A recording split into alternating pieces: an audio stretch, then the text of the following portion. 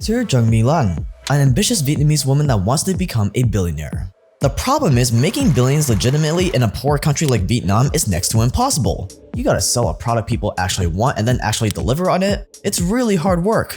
So you thought to yourself, why not just take the money from the people instead? So you somehow weaseled your way into one of the top 5 biggest banks in Vietnam, and you literally just started taking out fake loans and then putting that money into your own pockets. And we're not talking about a few fake loans here and there. Something like 93% of the bank's loans ended up being fake. So while on the outside you look like the biggest inspirational female entrepreneur Vietnam has ever seen, in reality you had managed to steal some $44 billion from the Vietnamese people in one of the biggest banking fraud cases in human history. $44 billion. That's literally 10% of Vietnam's GDP, which means you literally stole a year's worth of labor from 1 out of every 10 Vietnamese people. You stole a year of their life, more than 14 times Mark Cuban's wealth, and yet somehow no one caught onto you for around a decade. And this made Vietnam look really bad. See, Vietnam has been really trying to prove itself as the next China that was set to explode. Vietnam has been trying to present itself as a safe, stable country that's going to the moon that money should flock to. And now you're making Vietnam look like a laughingstock. So that's why they decided to do something that has never been done before for white-collar crime in Vietnam. They are giving you the death sentence. It's 10 a.m. here on the East Coast. It's 9 p.m. in Vietnam, where we are tracking a developing story. A real estate tycoon was sentenced to death for her role in one of the biggest corruption cases in the country's history. A court said 67-year-old Tran Milan was the mastermind behind the scheme to defraud the Saigon Commercial Bank of more than $12 billion over a 10-year period. She was found guilty of embezzlement, bribery, and violations of banking rules. After the 5-week trial, 85 others were also sentenced on similar charges. The case is part of a national corruption crackdown led by the Communist Party of Vietnam. The chair of a major property company in Vietnam has been sentenced to death in the country's biggest financial fraud case. Trang Milan was on trial alongside 85 other co-accused for the embezzlement of $12.5 billion. The prosecutor's call for the death sentence was seen as an unusually severe punishment. There are some crimes Vietnam takes so seriously that if you're found guilty of them, you might die. Murder, rape, drug trafficking. Vietnam has some of the toughest drug laws in the world, but fraud and embezzlement, some white-collar crimes, are also punishable by death. And this woman, this billionaire, has just been sentenced to die. They are definitely a country that has a death penalty, obviously for, the regular crimes of things like murder or rape or whatever, stuff like that, right? But this is a really unique case because it's a white-collar crime. This is a crime of fraud that still was so crazy that they're sentencing her to death for it. Whoa. A lot of people think that executing someone for white-collar crime is a little extreme. Why not just lock them up forever? But the Vietnamese government wanted to make it crystal clear just how serious they are about making Vietnam a safe place to invest. When you do it at this level, where it accounts for that much of the nation's GDP, now it's a very global, pay attention to how much you guys don't have in control. You know what I mean? The world gets to pay attention to this. So as a communist nation, you got to make an example of it because no, that's not how you do shit. So they're sentencing her to death. Or at least that's the official narrative. In this video, we investigated this case to see exactly how you can pull off a banking racket like this on your own. Theoretically, of course. But what we found is much darker than what everyone else is reporting. Stay dangerous, subscribe for more, and this is how you commit the greatest banking fraud in history.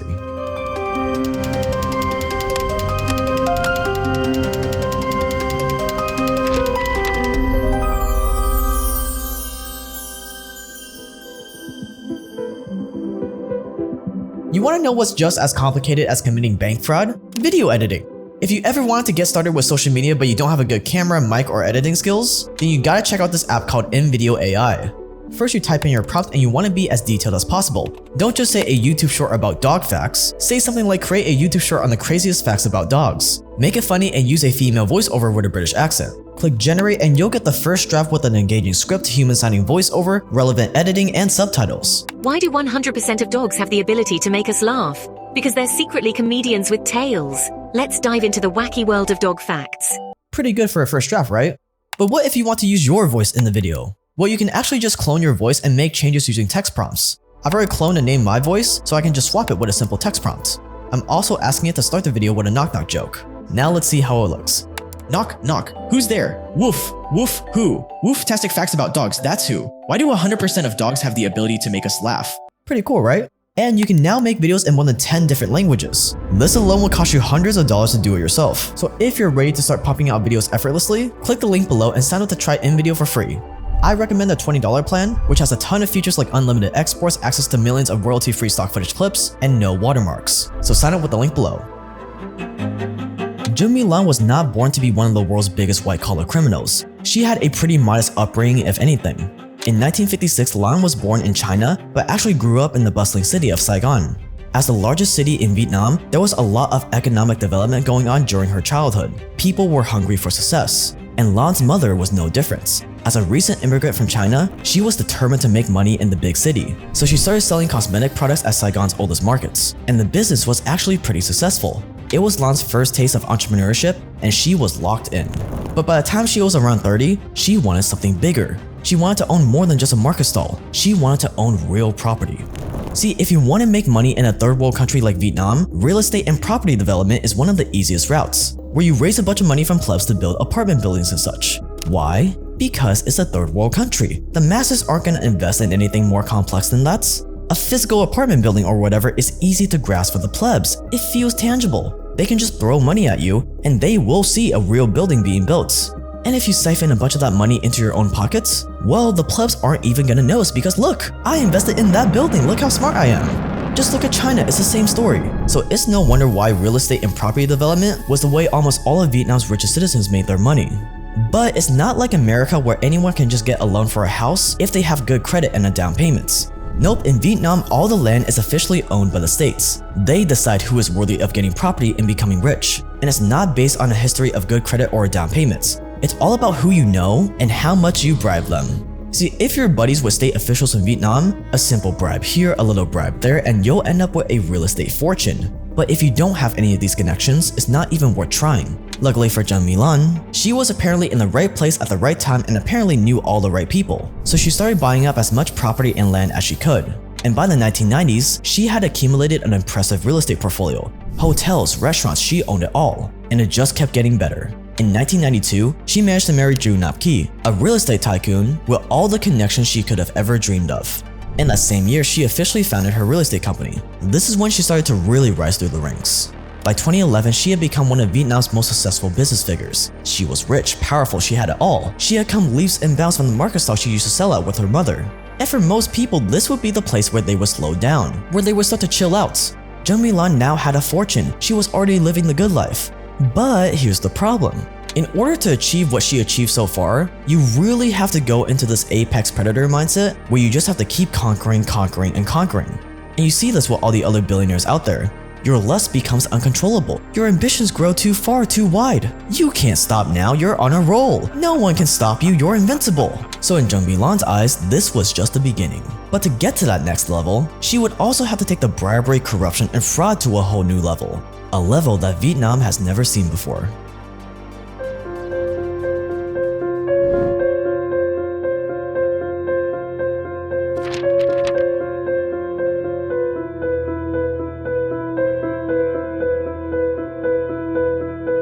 When you start accumulating this much power like Jung Lan, you start to understand how much you can get away with. You start to understand the system, how much a bribe costs for this official, for that official. You start to develop relationships with the justice system, so your confidence only grows. Which is why by now, Jung Lan didn't want to own restaurants and hotels anymore. She wanted to own something much more lucrative. Something like a bank where you can print your own money. The problem is, Vietnam does not let any one single person own more than 5% of a bank. That's why she needed to get a little creative. Lan used a sneaky trick that allowed lots of people to get around pesky rules like this and get rich. Only she did it on an even bigger scale than guys like Bernie Madoff could have ever dreamed of. Here's how. Step number 1. Infiltrate a bank. For Jung Lan, that meant being heavily involved in the merger of a bank between Saigon Joint Commercial Bank and 2 other banks. Once she got in on the ground floor of this major bank merger, she knew it was go time. She basically helped to establish this new mega bank, which meant she had all the access she could have ever dreamed of to set up this rackets. But since she was still just one person and she couldn't own more than 5% of the bank, she had to move on to step number 2, shell companies. Lan herself couldn't own the bank, but thousands of fake companies she controlled could. With her connections, she probably went to a bunch of people and said, hey, you want to make some free money? All you have to do is sign on this dotted line and I'll set up a shell company in your name. And don't worry, you don't have to do anything. You won't even have access to the shell company, I'll control it for you, and I'll just cut you a check for the trouble. And with these thousands of shell companies under her control, she had them quietly buy up shares of the new mega bank. On the outside, it looked like all was well. Thousands of different people owned the bank. But in reality, nearly the entire bank, something like 90%, was all under the control of this one woman. And with her money printer in hand, step number 3 was obvious. Steal as much money as humanly possible. But if you want to steal money from a bank, you can't just take the money willy-nilly. People will catch onto that in the heartbeats. So Lan used her ghost companies to apply for loans. And since she hired her own people to work as managers for the bank, she just ordered them to approve all her loans. And then boom, no one noticed a thing. And the scale of this fraud was insane. 93% of the bank's loans went to her shell companies. She managed to steal anywhere between $12 and $48 billion over a decade. And this is only an estimate because she was going so crazy with shell companies that nobody can be 100% sure just how much money she made away with. But how? How do you fake practically all the loans from a top 5 major bank and no one notices? How do you siphon off something like 10% of the country's GDP for that long and not get caught? Well, the answer lies in step number 4, bribery.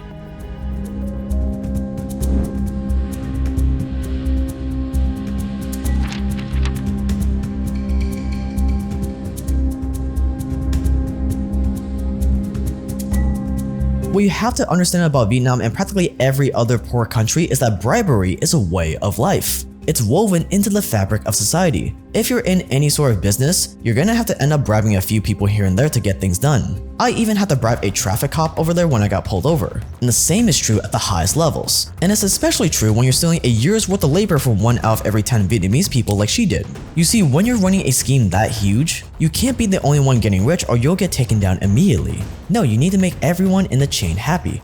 And Jung My-lan understood that. That's why she was a very good friend to anyone she needed to be friends with. Lan was accused of paying bribes, sometimes millions of dollars at a time, to keep things quiet.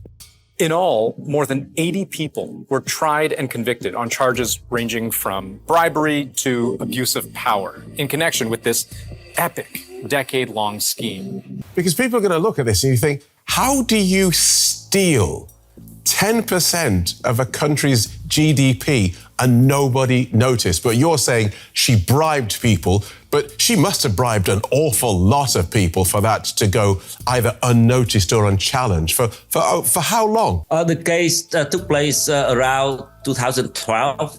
So it has been going on for about 10 years.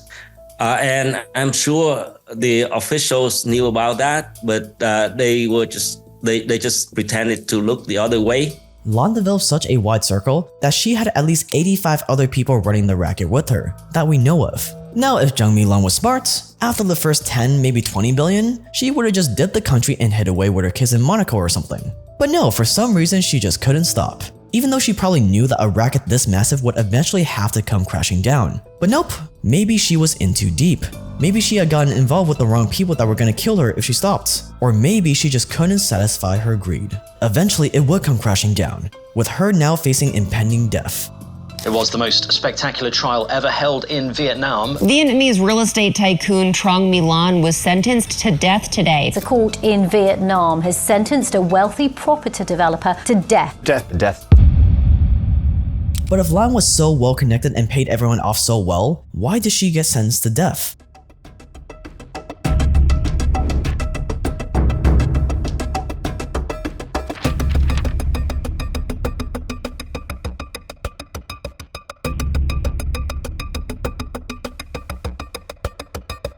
Another thing you have to understand about Vietnam is that corruption is also baked into the system. And when you're dealing with that much money and that many bribes, even if you subtly piss off the wrong person, it can lead to your imprisonment or death. As one of my sources in Vietnam says, in Vietnam, justice means nothing. The outcome of Jung My-lan's trial was determined before they even started. On the outside, Vietnam is saying her death sentence is to set an example. It's meant to clean out all the corruption that's happening in Vietnam. The Vietnamese government was sick of people like Lan making them look bad to the rest of the world with their very obvious crimes. She had made their government and economy look like a complete joke, and they just couldn't stand for that. So enter Operation Blazing Furnace. It was basically an all-out manhunt for senior officials and business executives who were involved in corruption, and they're going for big fish too. The operation has led to many powerful people stepping down from their posts, like the chairman of the parliament and even the country's presidents. Corruption campaign to the point where I think even in the last, 3 years or something like that, they've seen 2 different presidents of Vietnam cycle in because the corruption is just so crazy. Holy. Pretty much anyone in power who has ever done even slightly shitty stuff in Vietnam is now under a microscope and feeling the pressure. But nobody in the country was attracting as much attention as Jung My-lan, so they went all in against her, and the evidence against her was hefty. There were 104 boxes full of evidence against her that weighed 6 tons in total, about the same weight as an adult male elephant, and they used those 6 tons of evidence to put her to death. The reason Vietnam's leaders want so desperately to make an example of Lan. The defendant's actions, read the judge's verdict, eroded people's trust in the leadership of the Communist Party and state. The Communist Party leadership has built its legitimacy upon economic performance or performance more broadly, right? And the fact that corruption has been so rampant, so widespread, directly challenges its claim to this performance-based legitimacy. They wanted her execution front and center. They wanted the news of her sentence to go viral for the world to see. They're making like a spectacle of this too. Like I've seen it everywhere. It falls under that paradox of like... Vietnam is saying that this is what happens when you make a fool out of our economy. They want to show the world that they were literally eliminating the problem. And it worked. Or at least that's the official narrative.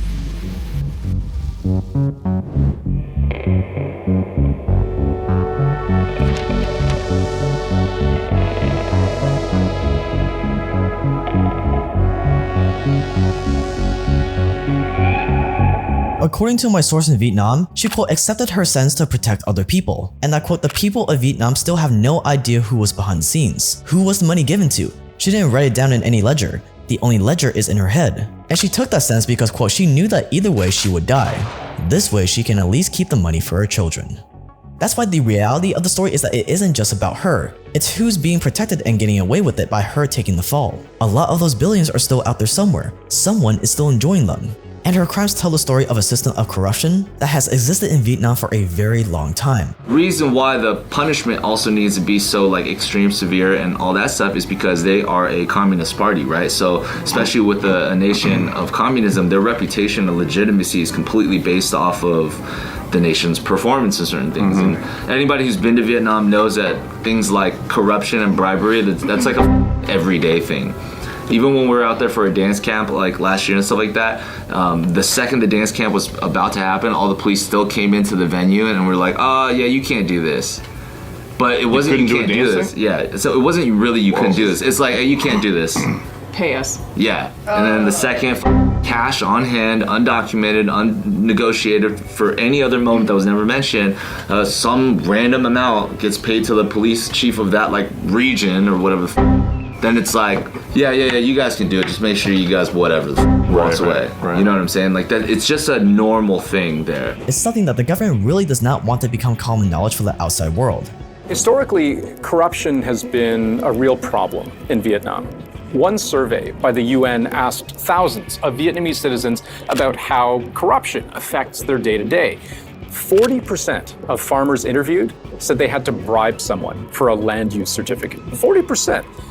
A third of people said a bribe was necessary for medical care, and 40% of people said bribes were necessary at school. It is a widely accepted feature, not a bug, of many systems, including the Vietnamese system. Vietnam is quickly becoming the next China as an economic hub, and the whole reason it's attracting so many businesses is because the country is seen as a drama-free alternative. Vietnam has also attracted big foreign investment.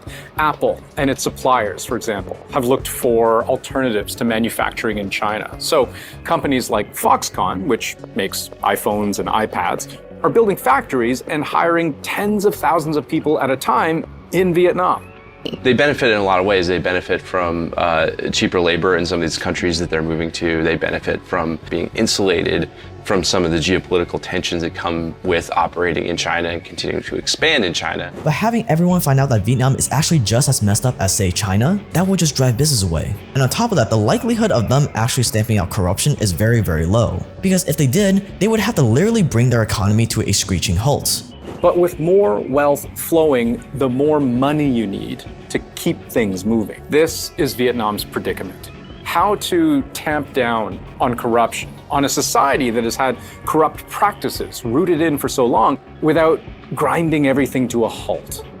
The anti-corruption campaign has been so widespread, and perhaps that's because corruption was so widespread, but it's been so widespread that it has now provoked an atmosphere of fear, not just among Vietnamese business people and foreign investors, but also among Vietnamese bureaucrats. Everybody seems afraid to make decisions lest they be caught up for bad behavior. And so red tape has become just huge. It has immobilized decision making. And so many projects that were supposed to be underway are just going nowhere fast. Falls under that paradox of like their progress as, you know, Vietnam as a country has been so big because of the corruption. It's helped oil along the actual like procedures. And so it's like that they're running into that situation now where it feels like, the more bureaucracy comes in and regulates everything, the slower things are gonna get for like Vietnam's progress. Yeah. So which way do you really do it? You know, like, it's a little corrupt, but look how far we came. Look how fast you can go. The government may be making it look like they're cleaning up corruption, but just look at every other anti-corruption campaign in communist countries. It's usually not an actual anti-corruption campaign. It's usually just the person in power taking out their rivals. And in the case of Vietnam, they're just taking down one major player so the others in power can just keep chugging along.